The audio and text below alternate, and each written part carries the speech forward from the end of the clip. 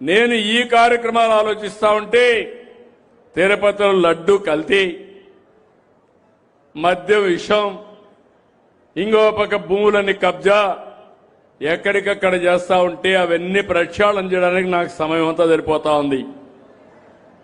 దానిపైన మళ్ళా తప్పుడు ప్రచారం, సిబిఐ రిపోర్ట్ ఇచ్చిన దానిపైన తప్పుడు ప్రచారం.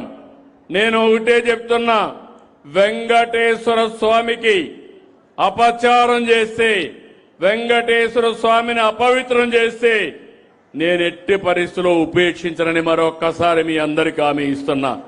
నేను చెయ్యను, వేరే వాళ్ళని చేయనీయను.